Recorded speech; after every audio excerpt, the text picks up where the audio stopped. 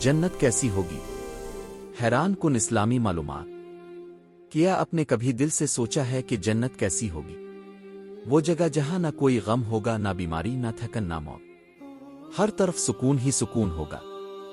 कुरान मजीद में जन्नत को ऐसी अजीम नेमतों वाली जगह बताया गया है जिसके नीचे नहरें बहती होंगी, सरसब्ज बागात होंगे और हर तरफ खूबसूरती ही खूबसूरती होगी।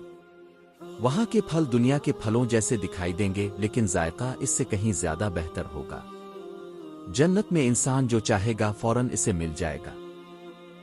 न किसी चीज की कमी होगी और न इंतजार करना पड़ेगा। वहां के घरों के बारे में बताया गया है कि वो सोने, चांदी और मोतियों से बने होंगे। हदीस में आता है कि जन्नत में ऐसी नेमतें होंगी जिन्हें न किसी आंख ने देखा, न किसी कान ने सुना और न किसी दिल ने कभी तसव्वुर किया। सही अल बुखारी और सही मुस्लिम में बयान हुआ है कि जन्नतियों के चेहरे चांद की तरह रोशन होंगे, वो हमेशा जवान रहेंगे और उन पर कभी बुढ़ापा नहीं आएगा। जन्नत में ना नफरत होगी ना हसद, सब लोग एक दूसरे से मोहब्बत करेंगे।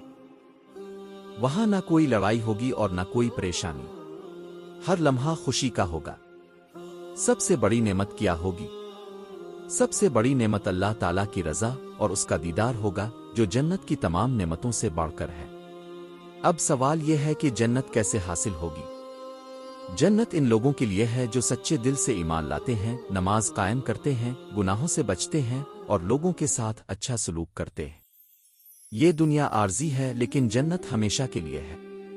आइए आज से ही नेक अमाल शुरू करें ताकि अल्लाह हमें जन्नत अल फिरदौस नसीब फरमाए।